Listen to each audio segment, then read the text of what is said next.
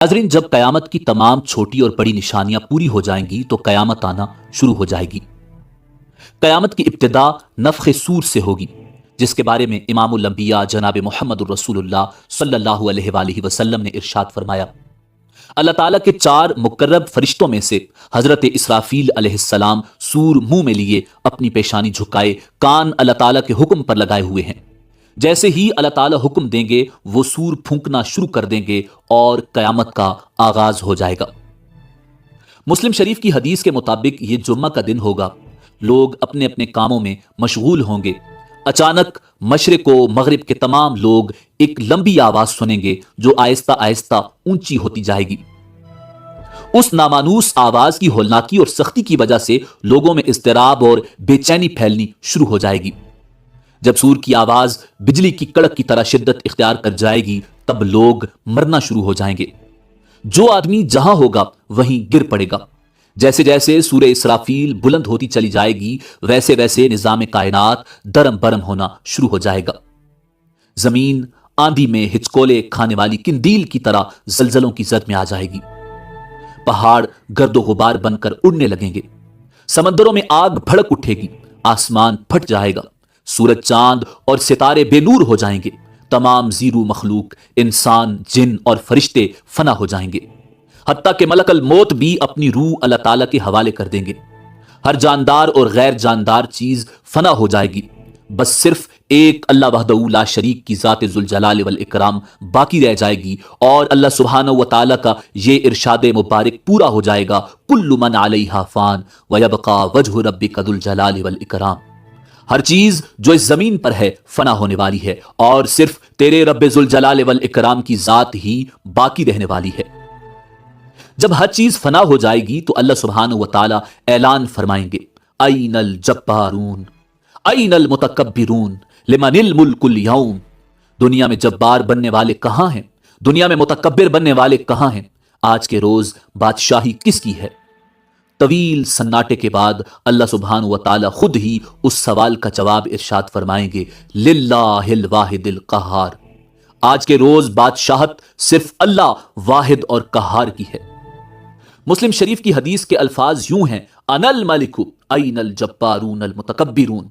मैं हूं बादशाह, कहां हैं दुनिया के जब्बार और मुतकब्बिर? एक तवील मुद्दत जिसका इल्म अल्लाह सुब्हानहू व तआला को है सुकून और सन्नाटे में गुजर जाएगी। फिर जब अल्लाह ताला चाहेंगे नए सिरे से आसमान, जमीन और फरिश्तों को पैदा फरमाएंगे। नई जमीन में इमारतों, दरख्तों, पहाड़ों और समंदरों का नामो निशान तक नहीं होगा, बल्कि वो सफेद, हमवार और चटियल मैदान होगी जो अपने रब के नूर से खूब रोशन होगी। इंसानों को दोबारा पैदा करने के लिए आसमान से एक बारिश नाजिल होगी जिसके नतीजे में हर इंसान की रीढ़ की हड्डी से पूरा इंसानी ढांचा तैयार हो जाएगा और उस पर गोश्त पोस्त भी चढ़ा दिया जाएगा। उसके बाद जनाब इसराफील अलैहिस्सलाम को दूसरी मर्तबा सूर फूंकने का हुक्म दिया जाएगा और तमाम इंसान नंगे पांव, नंगे बदन और बेखतना उठ खड़े होंगे जिस तरह मां के पेट से पैदा हुए थे। और अल्लाह ताला का यह फरमान भी पूरा हो जाएगा कि तुम लोग फर्दन फर्दन हमारे पास हाजिर होगे जिस तरह हमने पहली मर्तबा तुम्हें पैदा किया था। सबसे पहले इमामुल अंबिया जनाब मुहम्मदुर रसूलुल्लाह सल्लल्लाहु अलैहि वसल्लम अपनी कब्र अनवर से उठेंगे। फिर हजरत ईसा अला नबीना अलैहिस्सलाम और दीगर अंबिया कराम, शुहदा, सुलहा, फुजला और अहले ईमान उठेंगे। फिर फुस्साक, फुज्जार और फिर कुफ्फार व मुशरिकीन। कब्रों से काफिर, मुशरिक, फासिक और फाजिर लोग अपने अपने आमाल के मुताबिक उठेंगे। कोई अंधा, कोई बहरा, कोई लंगड़ा, कोई चूंटी की शक्ल में और कोई सर के बल उठेगा। काफिर उस गैर मुतवक्के जिंदगी के मनाजिर देखकर शदीद खौफ और दहशत की कैफियत में मुब्तला होंगे। आंखें पत्थराई होंगी, दिल कांप रहे होंगे, कलेजे मुंह को आए होंगे। कोई गमगुसार और मददगार नहीं होगा, ना ही कोई किसी दूसरे की तरफ देखने या ध्यान देने वाला होगा। अहले ईमान भी अपने अपने ईमान और अमाल के मुताबिक कब्रों से उठेंगे। शहीद अपनी शहादत के ताजा बहते हुए खून के साथ उठेगा। حالت احرام میں فوت ہونے والا حاجی تلبیہ پکارتے ہوئے اٹھے گا، لبیک اللہم لبیک لبیک لا شریک لک لبیک ان الحمد والنعمت لک والملک لا شریک لک۔ اہل ایمان کے لیے دوبارہ زندگی خلاف توقع نہیں ہوگی، لہٰذا ان پر خوف اور دہشت کی وہ کیفیت طاری نہیں ہوگی جو کفار اور مشرکین پر ہوگی۔ قبروں سے اٹھتے ہی ہر انسان پر 2 فرشتے مقرر کر دیے جائیں گے جو اسے میدان حشر میں پہنچا دیں گے۔ یاد رہے کہ ملک شام کا علاقہ میدان حشر ہوگا، لوگوں کو اپنی اپنی قبروں سے اٹھ کر وہیں پہنچنا ہوگا۔ کفار میں سے جو لوگ اپنی قبروں سے اندھے اٹھیں گے وہ ٹھوکریں کھاتے گرتے پڑتے وہاں پہنچیں گے۔ جو لوگ چونٹیوں کے جسم میں اٹھیں گے وہ لوگوں کے پاؤں تلے روندے اور کچلے جا رہے ہوں گے، اور جو لوگ سر کے بل اٹھیں گے وہ انتہائی ذلت اور رسوائی کے ساتھ یہ سفر طے کریں گے۔ بعض کافروں کو آگ ہانک کر میدان حشر میں لے جائے گی۔ کافر جہاں کہیں تھک ہار کر رکیں گے آگ بھی رک جائے گی، اور جہاں چلیں گے آگ بھی ان کے ساتھ چلنا شروع کر دے گی۔ اہل ایمان بھی اپنے اپنے عقائد اور اعمال کے مطابق میدان حشر میں پہنچیں گے۔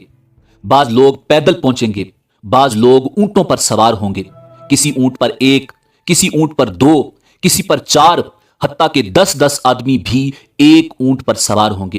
ساری مخلوق چپ چاپ دم سادے ایک ہی سمت رواں دواں ہوگی، کسی کو اونچی سانس لینے کی بھی مجال نہیں ہوگی۔ ہر آدمی کو احساس ہوگا کہ آج امتحان زندگی کا نتیجہ نکلنے والا ہے۔ جب ساری مخلوق میدان حشر میں پہنچ جائے گی تو اعلان کیا جائے گا، وَامْتَازُوا الْيَوْمَ أَيُّهَا الْمُجْرِمُونَ، مجرموں آج کے روز تم نیک لوگوں سے الگ ہو جاؤ۔ سب لوگ الگ الگ گروہوں میں تقسیم کر دیے جائیں گے۔ سورج کی پرستش کرنے والوں کا گروہ، ستاروں کی پرستش کرنے والوں کا گروہ، آگ کی پرستش کرنے والوں کا گروہ، بتوں کی پرستش کرنے والوں کا گروہ، قبروں کی پرستش کرنے والوں کا گروہ، منافقوں کا گروہ، مرتدوں کا گروہ ایک طرف، اور دوسری طرف ایمانداروں کو ان کے عقائد اور اعمال کے مطابق الگ الگ گروہوں میں تقسیم کیا جائے گا۔ میدان حشر میں لوگ ننگے پاؤں اور ننگے بدن ہوں گے۔ سورج 1 میل کے فاصلے پر آگ برسا رہا ہوگا، زمین دہک رہی ہوگی، جسم سورج کی آگ میں جل رہے ہوں گے، زمین پر پاؤں رکھنے مشکل ہوں گے، دور دور تک کہیں سایہ نظر نہیں آئے گا۔ لوگ اپنے اپنے عقائد اور اعمال کے مطابق پسینے میں شرابور ہوں گے، کسی کو ٹخنوں تک، کسی کو پنڈلی تک، کسی کو گھٹنوں تک، کسی کو زانوؤں تک، کسی کو کمر تک پسینہ آیا ہوگا، کوئی سینہ اور گردن تک پسینے میں ڈوبا ہوگا۔ کفار اور مشرکین کو منہ میں پسینے کی لگام آئی ہوگی، اور بعض پسینے میں ڈبکیاں کھا رہے ہوں گے۔ بھوک اور پیاس کی شدت سے لوگوں کا برا حال ہوگا۔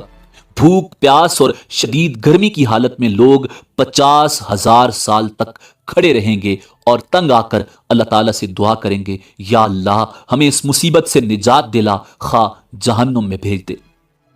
یاد رہے آج سورج کا ہماری زمین سے فاصلہ 9 کروڑ 30 لاکھ میل ہے۔ اس کے باوجود جون اور جولائی میں زمین اس قدر گرم ہو جاتی ہے کہ 1 منٹ کے لیے اس پر ننگے پاؤں کھڑے ہونا ناممکن ہوتا ہے۔ غور فرمائیے اس روز کیا حال ہوگا جس روز زمین کا درجہ حرارت آج کے مقابلے میں 9 کروڑ درجے زیادہ ہوگا۔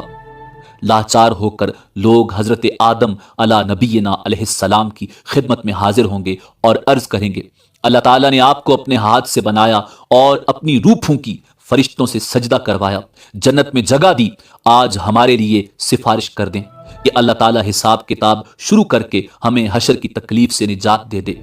حضرت آدم علیہ نبینا علیہ السلام فرمائیں گے، آج میرا رب اس قدر غصے میں ہے کہ اس سے پہلے کبھی ہوا نہ آئندہ ہوگا۔ مجھ سے جنت میں اللہ تعالیٰ کی نافرمانی ہو گئی تھی، جس کی وجہ سے مجھے اپنی جان کی فکر ہے، لہٰذا میں سفارش نہیں کر سکتا، تم لوگ نوح کے پاس چلے جاؤ۔ لوگ حضرت نوح علیہ السلام کی خدمت میں حاضر ہوں گے اور اپنا مدعا بیان کریں گے۔ حضرت نوح علیہ السلام بھی یہی کہیں گے کہ آج میرا رب اتنے غصے میں ہے کہ اس سے پہلے کبھی اتنا غصے میں نہیں تھا اور نہ اس کے بعد آئے گا۔ میں نے دنیا میں اپنی قوم کے لیے بد دعا کی تھی جس کے نتیجے میں وہ ہلاک ہو گئی، آج مجھے اپنی جان کی فکر ہے، میں سفارش نہیں کر سکتا، تم لوگ ابراہیم خلیل اللہ علیہ السلام کے پاس چلے جاؤ، وہ سفارش کریں گے۔ لوگ اللہ کے پیغمبر جد رسول حضرت ابراہیم خلیل اللہ علیہ السلام کی خدمت میں حاضر ہوں گے اور عرض کریں گے آپ اللہ کے نبی اور اس کے خلیل ہیں، اپنے رب کے حضور سفارش کر دیں۔ آپ دیکھ رہے ہیں ہماری کیا حالت ہو رہی ہے۔ حضرت ابراہیم علیہ السلام بھی وہی بات فرمائیں گے جو حضرت آدم اور حضرت نوح علیہ السلام نے کہی تھی۔ آج میرا رب اس قدر ناراض ہے کہ اس سے پہلے کبھی اتنا ناراض نہیں ہوا، نہ اس کے بعد ہوگا۔ میں نے دنیا میں 3 جھوٹ بولے تھے جس کی وجہ سے آج مجھے اپنی جان کی فکر ہے، کہیں اللہ تعالیٰ باز پرس نہ کریں، لہٰذا تم لوگ موسیٰ کے پاس چلے جاؤ۔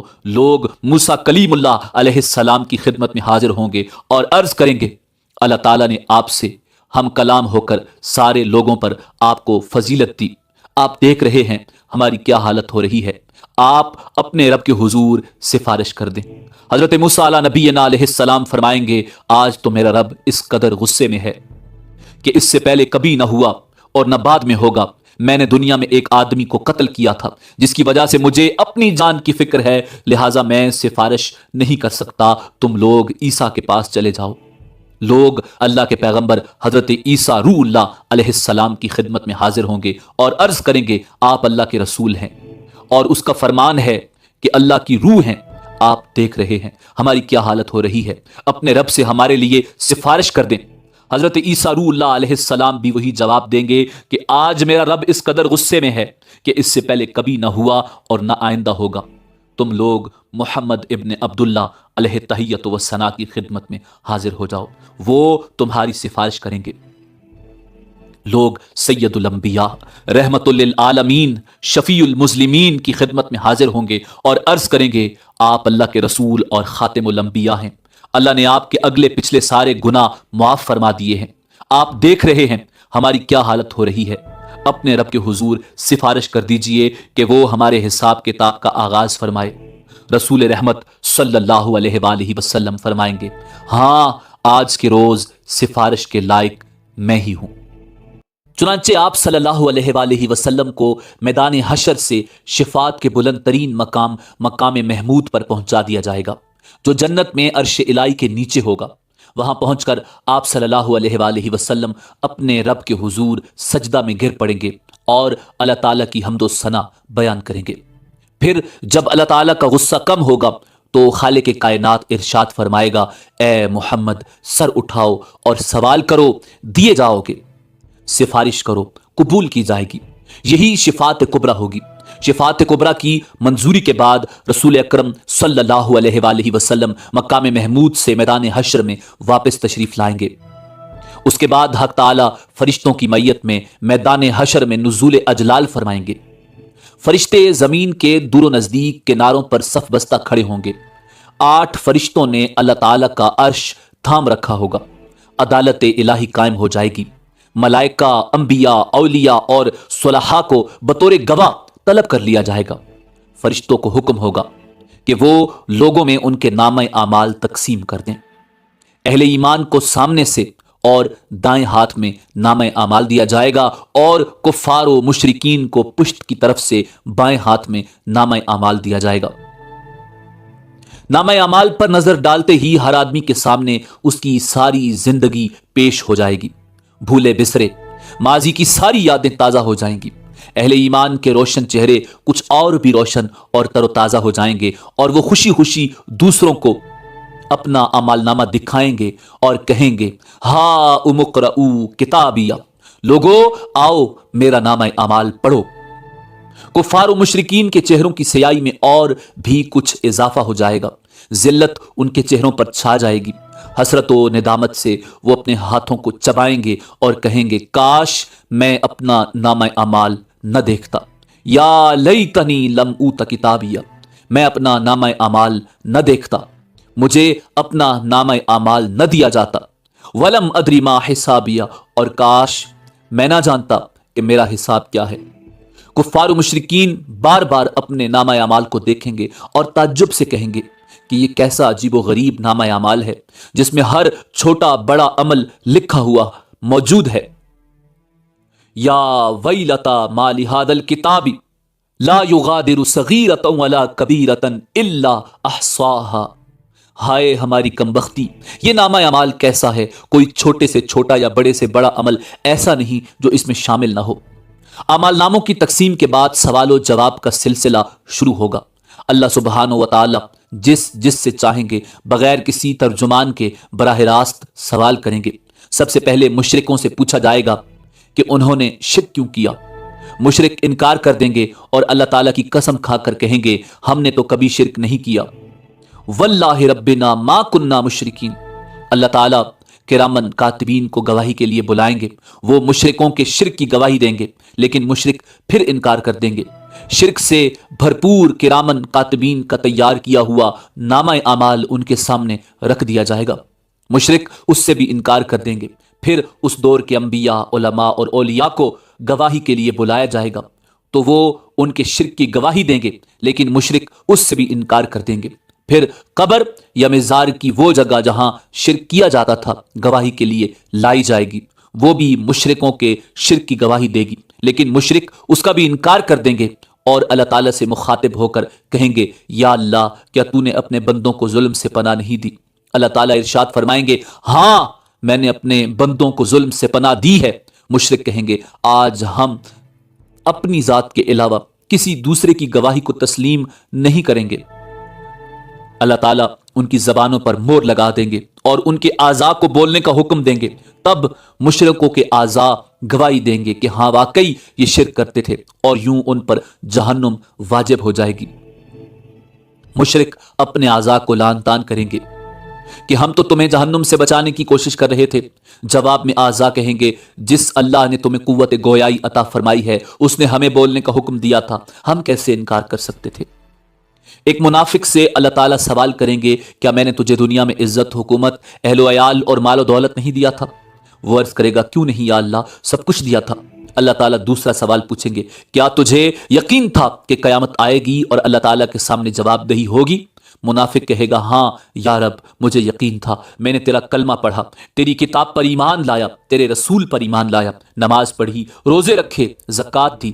منافق اپنی تعریفیں کرنے میں پورا زور بیان صرف کر دے گا۔ اللہ تعالیٰ ارشاد فرمائیں گے اچھا ذرا ٹھہرو، ہم کچھ اور گواہ لاتے ہیں۔ منافق اپنے دل میں سوچے گا کہ میں تو مسلمانوں کے ساتھ مل کر نماز روزہ کرتا رہا، آج میرے خلاف گواہی کون دے گا؟ اللہ تعالیٰ اس کے منہ پر مہر لگا دیں گے اور اس کی ران کو بولنے کا حکم دیں گے، چنانچہ اس کی ران، اس کے بدن کا گوشت، اس کے بدن کی ہڈیاں اور اس کے جسم کا رواں رواں اس کے نفاق کی گواہی دے گا کہ ایک طرف تو یہ نماز روزہ کرتا رہا اور دوسری طرف کفار سے دوستی پر نازاں تھا اور ان کے مفادات کا تحفظ کرتا رہا، مسلمانوں کو دھوکہ دیتا رہا اور ان سے غداری کرتا رہا۔ اللہ تعالیٰ اس پر سخت غضبناک ہوں گے اور اس پر جہنم واجب ہو جائے گی۔ اہل ایمان سے سوال و جواب کا انداز بالکل مختلف ہوگا۔ ایک مومن آدمی کو اللہ تعالیٰ اپنے قریب بلا کر اس پر اپنا دامن رحمت ڈال دیں گے اور سوال کریں گے تو نے فلاں گناہ کیا تھا، تو نے فلاں گناہ کیا تھا؟ مومن عرض کرے گا ہاں یا اللہ کیا تھا۔ اللہ تعالیٰ اس کے ایک ایک گناہ کے بارے میں سوال کریں گے اور وہ اقرار کرتا چلا جائے گا اور سوچے گا کہ اب تو وہ ضرور ہلاک ہو جائے گا۔ آخر میں اللہ تعالیٰ ارشاد فرمائیں گے میں نے تیرے گناہوں پر دنیا میں بھی پردہ ڈالا ہوا تھا اور آج بھی پردہ ڈال رہا ہوں، اور اسے جنت میں بھیج دیا جائے گا۔ افراد کے علاوہ انبیاء اور رسل کی تکذیب کرنے والی اقوام سے بھی سوال و جواب ہوں گے۔ قوم نوح سے سوال ہوگا تم نے پیغمبر کی تکذیب کیوں کی؟ اور وہ حضرت نوح علیہ السلام اور ان کی دعوت کا انکار کریں گے۔ اللہ تعالیٰ حضرت نوح علیہ السلام سے فرمائیں گے نوح اپنے حق میں گواہی لاؤ۔ حضرت نوح علیہ السلام عرض کریں گے میری گواہی امت محمدیہ ہے۔ چنانچہ امت محمدیہ کے علماء، اولیاء اور صلحاء حاضر کیے جائیں گے اور وہ گواہی دیں گے کہ ہاں نوح پیغمبر بنا کر بھیجے گئے تھے اور انہوں نے 950 سال تک حق رسالت ادا کیا۔ قوم نوح کہے گی تم تو ہمارے زمانے میں موجود ہی نہیں تھے، تم یہ گواہی کیسے دے رہے ہو؟ اس پر رسول اکرم صلی اللہ علیہ وآلہ وسلم کو لایا جائے گا اور وہ اپنی امت کی صداقت کی گواہی دیں گے کہ میری امت نے قرآن مجید کی روح سے بالکل سچی گواہی دی ہے۔ رسول اکرم صلی اللہ علیہ وآلہ وسلم کی اس گواہی کے بعد قوم نوح لاجواب ہو جائے گی اور مجرم قرار پا کر جہنم میں ڈال دی جائے گی۔ ایسا ہی معاملہ قوم ہود، قوم صالح، قوم شعیب، قوم لوط اور دوسرے انبیاء کی اقوام کے ساتھ ہوگا۔ جرم ثابت ہونے کے بعد کافر بارگاہ الہی میں درخواست کریں گے، اے ہمارے رب، ہم نے سب کچھ دیکھ اور سن لیا، بس ایک دفعہ ہمیں دنیا میں واپس بھیج دے، ہم ضرور نیک عمل کریں گے۔ ارشاد ہوگا، یہ ممکن نہیں، اب تو تمہیں اپنے کرتوتوں کا ہمیشہ ہمیشہ کے لیے مزہ چکھنا ہوگا۔ کفار دوسری درخواست یہ کریں گے، یا اللہ، ہماری گمراہی کے ذمہ دار ہمارے پیشوا اور لیڈر ہیں، انہیں ہماری نسبت دوہرا عذاب دیا جائے۔ ارشاد ہوگا، تمہارا یہ عذر بھی قابل سماعت نہیں، گمراہ ہونے والوں کو گمراہ ہونے کا عذاب دیا جائے گا اور گمراہ کرنے والوں کو گمراہ کرنے کا عذاب دیا جائے گا۔ اپنی اپنی جگہ تم دونوں ہی مجرم ہو، دونوں کو اپنے اپنے کیے کی سزا ملے گی۔ حشر میں اس قسم کے سوال و جواب کے علاوہ دیگر اعمال کا حساب کتاب بھی ہوگا۔ حقوق اللہ میں سے نماز کا حساب سب سے پہلے ہوگا۔ جو آدمی نماز کے حساب میں کامیاب رہا، انشاءاللہ باقی اعمال میں بھی کامیاب رہے گا، اور جو نماز کے حساب میں ناکام رہا وہ باقی اعمال میں بھی ناکام رہے گا۔ ارشاد نبوی صلی اللہ علیہ وآلہ وسلم ہے، نماز جنت کی کنجی ہے۔ حقوق العباد میں سے سب سے پہلے قتل کا حساب لیا جائے گا، اس کے بعد دوسرے اعمال کا۔ مقتول کو قاتل سے، مظلوم کو ظالم سے، مجبور کو جابر سے، محکوم کو حاکم سے اس کا حق دلوایا جائے گا۔ اللہ تعالیٰ فرمائے گا، میں بادشاہ ہوں اور حقوق دلوانے والا ہوں۔ آج کوئی جہنمی اس وقت تک جہنم میں نہیں جا سکتا جب تک کسی جنتی کو اس کا حق نہ دلوا دوں، اور کوئی جنتی اس وقت تک جنت میں نہیں جا سکتا جب تک کسی جہنمی کو اس کا حق نہ دلوا دوں۔ چھوٹے سے چھوٹے ظلم اور معمولی سے معمولی زیادتی کا حق بھی اللہ تعالیٰ حقدار کو دلوا کر چھوڑیں گے۔ اگر کسی نے پیلو کی ٹہنی کے برابر کسی کا حق غصب کیا ہوگا یا کسی کی بے عزتی کی ہوگی تو اللہ تعالیٰ اس کا بدلہ بھی دلوائیں گے۔ اگر کسی نے کسی جانور پر ظلم کیا اور زیادتی کی ہوگی تو اس جانور کا بدلہ بھی اللہ تعالیٰ لے کے چھوڑیں گے۔ حتیٰ کہ اگر کسی جانور نے کسی جانور پر ظلم کیا ہوگا تو ان جانوروں کو بھی ایک دوسرے سے حقوق دلوانے کے لیے زندہ کیا جائے گا، اور مظلوم جانور کو ظالم جانور سے بدلہ دلوایا جائے گا۔ اس کے بعد انہیں دوبارہ مرنے کا حکم دیا جائے گا۔ بدلہ یا حقوق کی ادائیگی نیکیوں کے ساتھ ہوگی۔ ظالم نے مظلوم پر جتنا ظلم کیا ہوگا اس کے برابر اس کی نیکیاں لے کر مظلوم کو دی جائیں گی۔ اگر ظالم کے نامہ اعمال میں نیکیاں نہیں ہوں گی تو پھر مظلوم کے گناہ ظالم کے سر پر ڈال دیے جائیں گے۔ حقوق لینے اور دینے کے بعد تمام انسانوں کے نامہ اعمال اپنی آخری شکل میں وزن ہونے کے لیے تیار ہو جائیں گے، اور اتمام حجت کے لیے میزان قائم کیا جائے گا۔ میزان میں جن لوگوں کی نیکیوں کا پلڑا بھاری ہوگا وہ کامیاب قرار پائیں گے اور جنت میں جائیں گے، اور جن کی برائیوں کے پلڑے بھاری ہوں گے وہ جہنم میں جائیں گے۔ بعض لوگوں کے میزان میں ایک نیکی کی زیادتی یا ایک نیکی کی کمی ان کے جنتی یا جہنمی ہونے کا فیصلہ کر دے گی، اور کہا جاتا ہے کہ ہر شخص کے اعمال تلنے پر ایک فرشتہ اعلان کرے گا کہ فلاں ابن فلاں کامیاب ہوا یا فلاں ابن فلاں ناکام ہوا۔ لوگوں کے نامہ اعمال کا وزن ان کے ایمان اور عقیدہ کے مطابق ہوگا۔ کفار، مشرکین، مرتدین اور منافقین کے ڈھیروں نیک اعمال کا وزن ذرہ برابر نہیں ہوگا، جبکہ ایک مومن آدمی کے نامہ اعمال میں 99 گناہوں سے بھرے ہوئے رجسٹر ہوں گے۔ اللہ تعالیٰ کے سوالوں کے جواب میں وہ اپنے گناہوں کا اعتراف کرے گا۔ اللہ تعالیٰ فرمائیں گے، اس کے اعمال میزان میں تولے جائیں۔ نیکیوں کے پلڑے میں ایک چھوٹا سا کاغذ رکھ دیا جائے گا جس پر کلمہ توحید لکھا ہوگا۔ وہی کلمہ توحید اس کے گناہوں سے بھرے 99 رجسٹروں پر بھاری ہو جائے گا اور وہ جنت میں چلا جائے گا۔ میزان ان 3 جگہوں میں سے ایک ہے جس کے بارے میں اللہ تعالیٰ کے رسول امام الانبیاء جناب محمد الرسول اللہ صلی اللہ علیہ وآلہ وسلم نے ارشاد فرمایا کہ وہاں کوئی آدمی کسی دوسرے آدمی کو یاد نہیں کرے گا، نہ اس کی مدد کرے گا، نہ اس کے کام آئے گا۔ اگر کسی آدمی کی ایک نیکی میزان میں کم ہو گئی تو سارے میدان حشر میں کوئی بھی اسے ایک نیکی دینے کے لیے تیار نہیں ہوگا، نہ بیٹا، نہ بیٹی، نہ بیوی، نہ کوئی دوست، نہ کوئی پیر و مرشد، نہ کوئی رشتہ دار، بلکہ سب ایک دوسرے سے دور بھاگیں گے۔ سب سے آخری اور مشکل ترین مرحلہ صراط کا ہوگا۔ ہر آدمی کو پل صراط سے ہی گزر کر جنت میں جانا ہوگا۔ پل صراط بال سے باریک اور تلوار کی دھار سے زیادہ تیز ہوگا، جسے جہنم کے اوپر رکھا جائے گا اور لوگوں کو اس سے گزرنے کا حکم دیا جائے گا۔ گزرنے سے پہلے پورے میدان حشر میں ہر طرف مکمل تاریکی اور اندھیرا چھا جائے گا۔ ہر آدمی کو اس کے عقیدہ اور اعمال کے مطابق صراط سے گزرنے کے لیے نور دیا جائے گا۔ اہل ایمان کو دو نور کی مشلیں دی جائیں گی، بعض کو ایک مشل دی جائے گی، بعض لوگوں کو ٹمٹماتے چراغ کی روشنی دی جائے گی، حتیٰ کہ سب سے کم درجہ اس شخص کا ہوگا جس کے پاؤں کے انگوٹھے پر روشنی ہوگی۔ اہل ایمان پل صراط سے گزرتے ہوئے اللہ تعالیٰ سے دعا مانگیں گے، ربنا اتمم لنا نورنا واغفر لنا انک علی کل شیء قدیر، اے ہمارے پروردگار ہمارا نور آخر دم تک قائم رہے، ہمیں بخش دے، بے شک تو ہر چیز پر قادر ہے۔ بعض اہل ایمان بجلی کی تیزی کے ساتھ پل صراط عبور کریں گے، بعض ہوا کی تیزی کے ساتھ، بعض تیز رو گھوڑوں کی رفتار سے اور بعض اونٹوں کی رفتار سے عبور کریں گے، بعض لوگ دوڑتے ہوئے، بعض لوگ عام چال سے اور بعض سست رو ہوں گے، بعض گرتے پڑتے ٹھوکریں کھاتے اور زخمی ہوتے عبور کریں گے۔ پل صراط کے دونوں طرف خودکار کنڈے یعنی ہکس لگے ہوں گے جو اللہ تعالیٰ کے حکم کے مطابق بعض لوگوں کے چلنے میں صرف رکاوٹ ڈالیں گے، بعض لوگوں کو پل کے اوپر ہی بار بار گراتے رہیں گے، بعض لوگوں کو صرف زخمی کریں گے اور بعض کو کھینچ کر جہنم میں ڈال دیں گے۔ کچھ لوگ چند قدم ہی چلیں گے تو انہیں جہنم میں گرا دیا جائے گا، بعض لوگ کچھ فاصلہ طے کر لیں گے تو جہنم میں گرا دیے جائیں گے، بعض لوگ نصف فاصلہ طے کرنے کے بعد گرائے جائیں گے، بعض صراط عبور کرنے کے قریب ہوں گے تو گرا دیے جائیں گے۔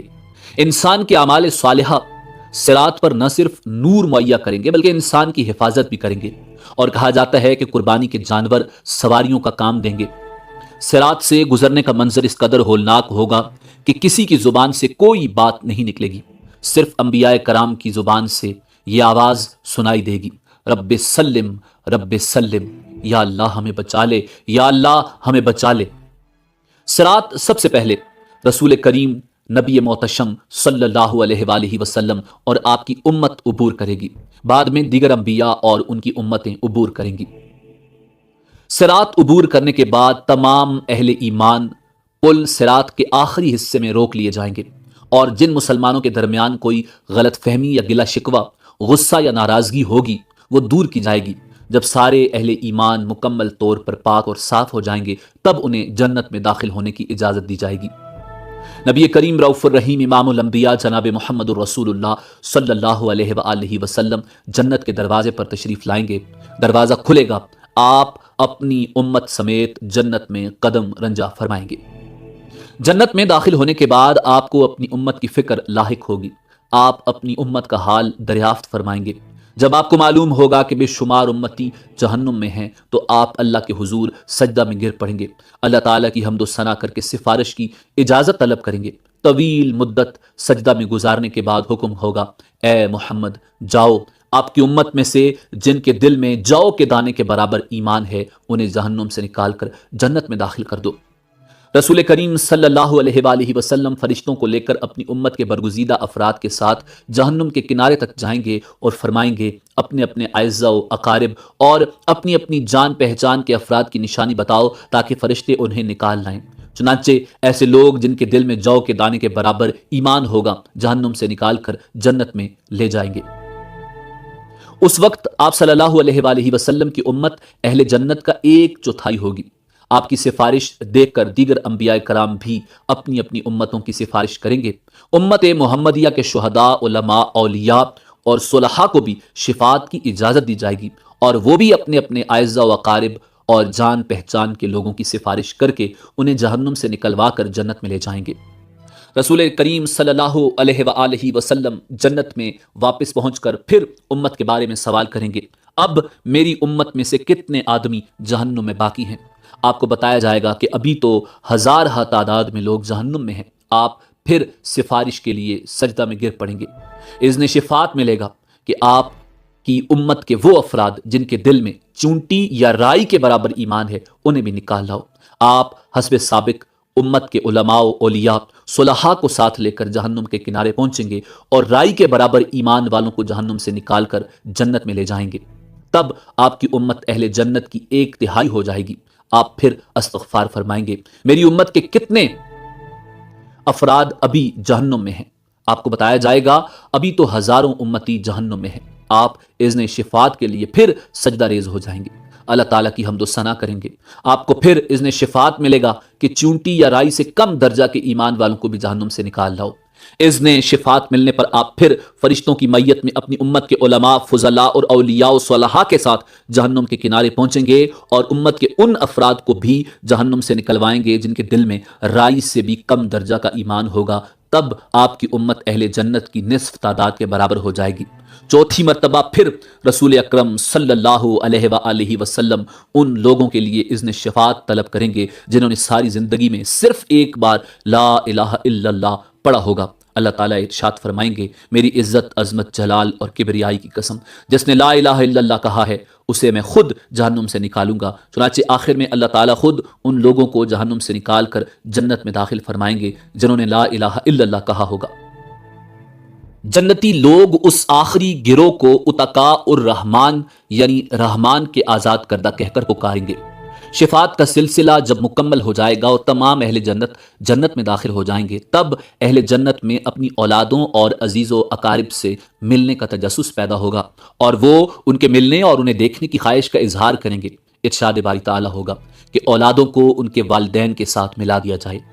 چنانچہ تمام اہل جنت کے اہل و عیال کو ایک جگہ اکٹھا کر دیا جائے گا۔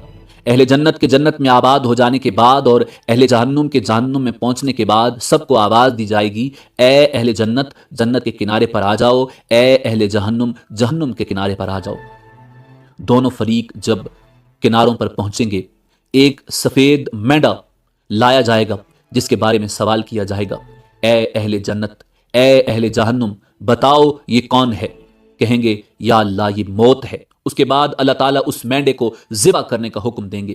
مینڈے کو ذبح کرنے کے بعد اعلان کر دیا جائے گا، اے جنت والو، تمہارے لیے ہمیشہ ہمیشہ کے لیے جنت ہے، تمہیں کبھی موت نہیں آئے گی، اور اے جہنم والو، تمہارے لیے ہمیشہ ہمیشہ کی جہنم ہے، تمہیں بھی کبھی موت نہیں آئے گی۔ یہ سن کر جنتی لوگ اس قدر خوش ہوں گے کہ اگر خوشی سے مرنا ممکن ہوتا تو جنتی لوگ خوشی سے مر جاتے۔ جہنمی یہ اعلان سن کر اس قدر مغموم ہوں گے کہ اگر غم سے مرنا ممکن ہوتا تو جہنمی لوگ غم سے مر جاتے۔ آخرت کے شدید مصائب و آلام کے مقابلے میں دنیا کے مصائب و آلام نہ صرف عارضی بلکہ بہت ہی کم تر درجے کے ہیں۔ آخرت کی لازوال اور ابدی نعمتوں کے مقابلے میں دنیا کی نعمتیں بالکل عارضی اور کم تر درجے کی ہیں۔ پس عقل مند لوگ وہی ہیں جو نہ تو دنیا کے مصائب و آلام سے گھبرا کر اللہ اور اس کے رسول کی نافرمانی میں پڑیں اور نہ ہی دنیا کی رنگینیوں کے فریب میں مبتلا ہو کر اللہ اور اس کے رسول کو ناراض کر بیٹھیں، بلکہ دونوں حالتوں میں ان کی نگاہ آخرت کے آنے والے مراحل پر رہے۔ حضور نبی کریم صلی اللہ علیہ وآلہ وسلم سے دریافت کیا گیا، یا رسول اللہ، مومنوں میں سب سے زیادہ عقل مند کون ہے؟ آپ نے ارشاد فرمایا، جو موت کو زیادہ یاد کرتا ہو اور جو موت کے بعد آنے والے وقت کے لیے اچھی طرح تیاری کرتا ہو، وہ سب سے زیادہ عقل مند ہے۔ ناظرین، آخر میں اس بات کی وضاحت ضروری ہے کہ نفخ اولیٰ سے لے کر جنت یا جہنم میں داخل ہونے تک کے تمام واقعات اور مراحل کی ترتیب کا ٹھیک ٹھیک تعین کرنا بہت مشکل ہے۔ اسی امید کے ساتھ اجازت دیجیے کہ آپ کو ہماری ویڈیو پسند آئی ہوگی۔ اللہ رب العزت کے حضور دعا ہے کہ پروردگار عالم ہمیں آخرت کی تیاری کرنے کی توفیق عطا فرمائے۔